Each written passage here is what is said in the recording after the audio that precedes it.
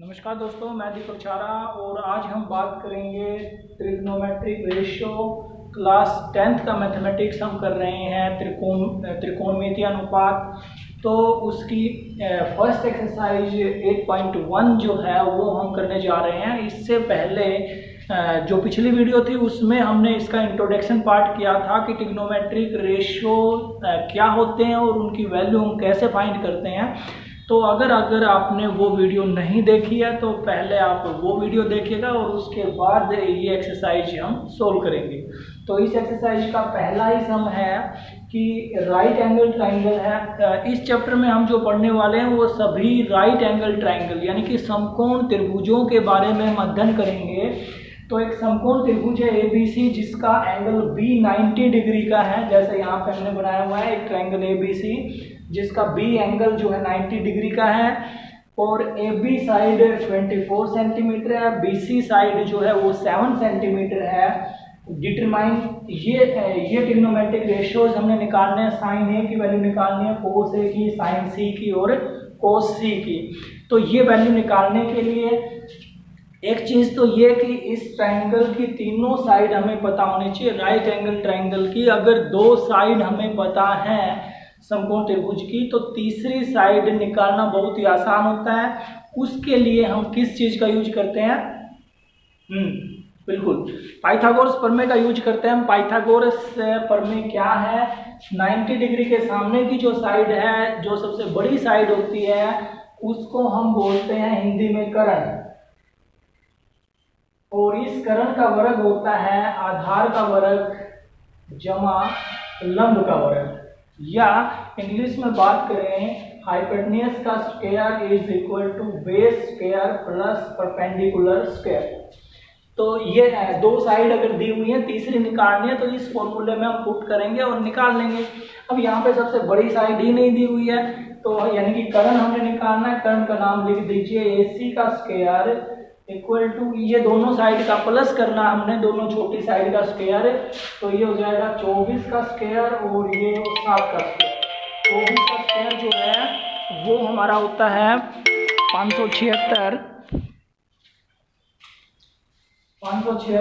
और 49 का 7 का होता है 49, तो टोटल हो गया 625। तो इसका वर्गमूल अगर निकालेंगे तो तीसरी साइड हमने निकाल ली, वो आ गई 25 सेंटीमीटर। तो आधा काम तो हमारा हो गया कि ट्रायंगल की तीनों साइड हमारे पास कंप्लीट है।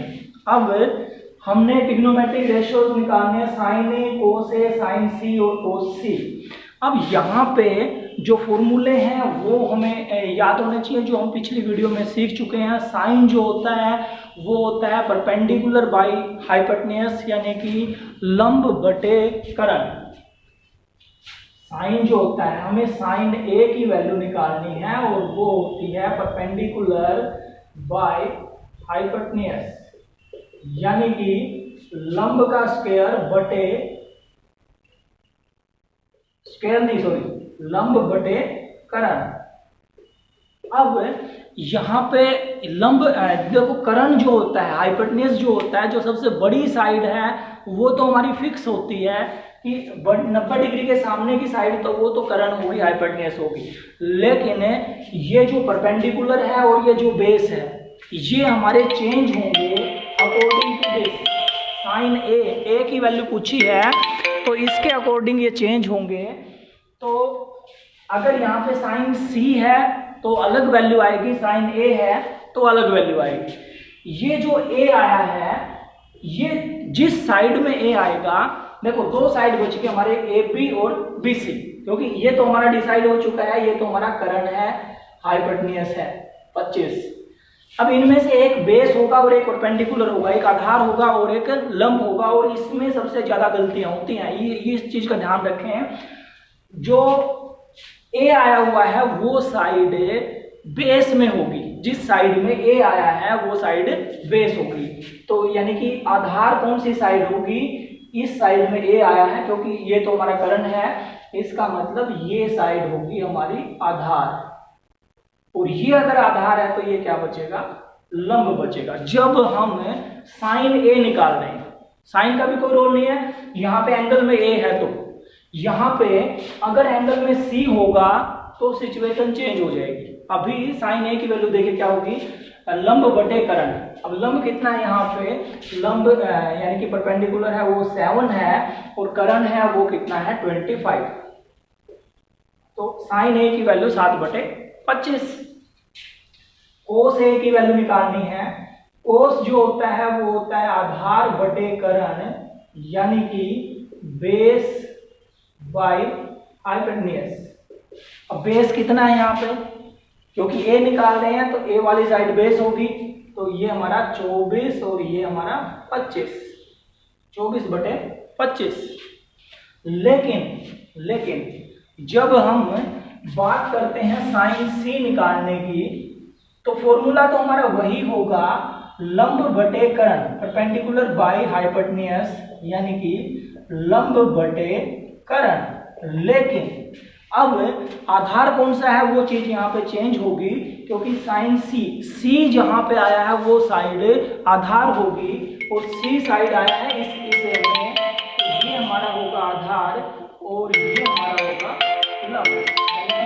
ये हमारा बेस है और ये बेस है, तो तीसरी साइड हमारी जो है वो क्या बचेगी, परपेंडिकुलर बचेगी।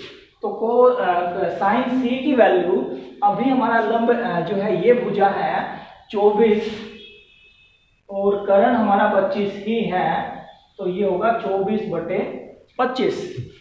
फिर उसके बाद हमारा कोस सी, तो कोस सी की वैल्यू होगी बेस बाय हाइपोटेन्यूज, यानी कि आधार बटे करण। और क्योंकि सी की भुजा जो है आधार होगी, तो ये हमारी आधार है 7 और ये 25, तो 7/25। तो यहाँ पे हम कोई दूसरी value sine cos tan cot secant सभी वैल्यू हम निकाल सकते हैं। सिर्फ दो चीज़ों का ध्यान रखना, एक तो तीनों ट्रायंगल की तीनों साइड हमारी कंप्लीट हो, दूसरी चीज जो हमारा एंगल लिखा हुआ है साइन ए की वैल्यू निकाल रहे हैं या साइन सी की वैल्यू निकाल रहे हैं, वो जो ए या सी है जहां जिस साइड में वो आया है वो हमेशा आधार होगी, वो बेस होगी। सबसे बड़ी साइड वो करण होगी 90 डिग्री के सामने की भुजा, और तीसरी साइड जो बचेगी वो क्या होगी, लंब होगी। एक क्वेश्चन और देख लेते हैं, नेक्स्ट क्वेश्चन एक्सरसाइज का।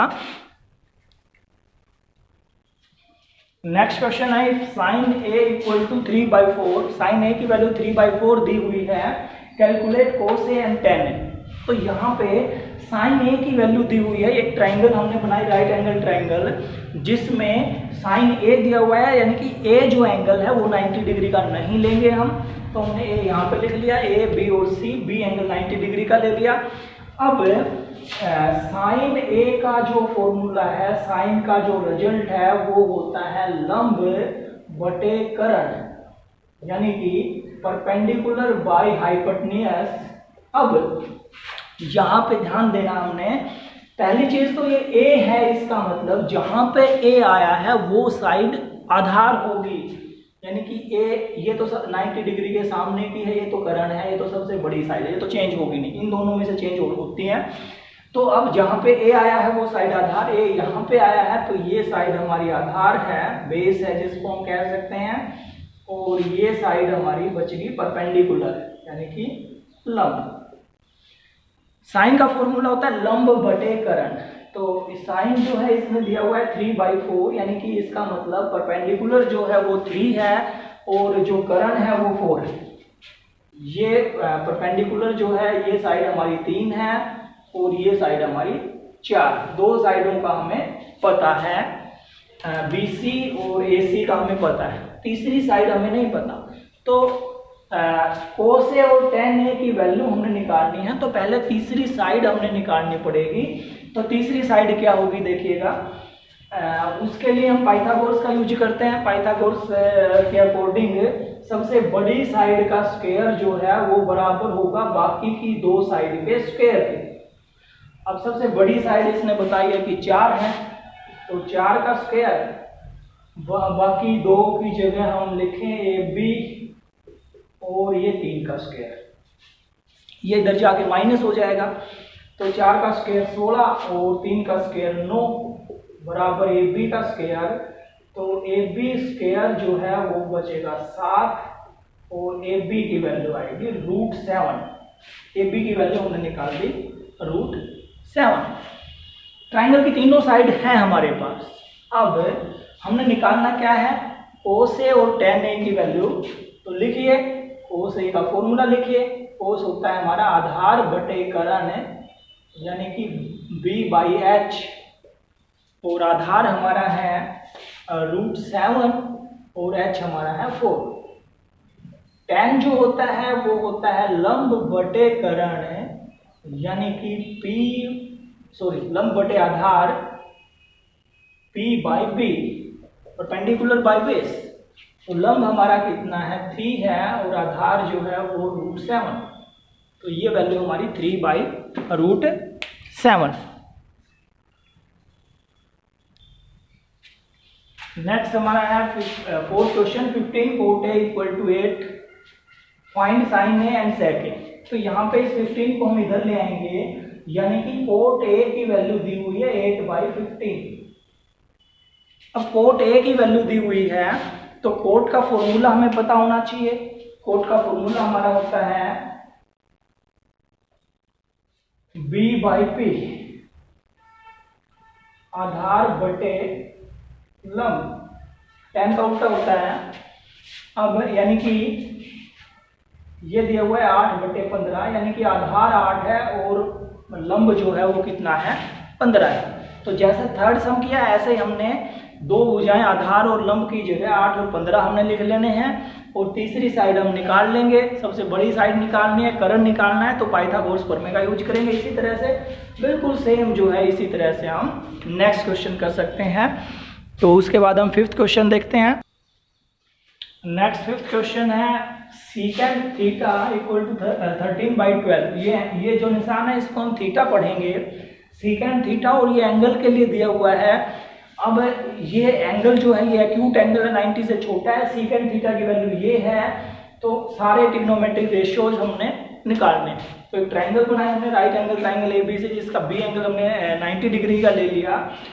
और ये जो एंगल है ये क्योंकि एक्यूट एंगल है तो इस एंगल को मैंने थीटा कह दिया कि ये एंगल थीटा है। अब इस एंगल को थीटा कहने का क्या मतलब है, देखिए 90 डिग्री के सामने की साइड ये तो सबसे बड़ी साइड है, ये तो हमारा H है, हाइपोटेन्यूस है, करण है। तो अब इसमें से बेस और परपेंडिकुलर डिसाइड होना है, क्योंकि यहाँ पे ABC नहीं है, जहाँ पे थीटा है वो साइड हमारी बेस में जाएगी। तो यहाँ पे थीटा आया है तो इस साइड में, इसका मतलब ये साइड हमारी बेस है, बेस का मतलब ये साइड आधार है। तो इसका मतलब है ये आधार अगर है तो ये हमारी साइड बचेगी लंब यानी कि परपेंडिकुलर। तीनों साइड हमारी डिसाइड होगी सिर्फ इस थीटा की वजह से।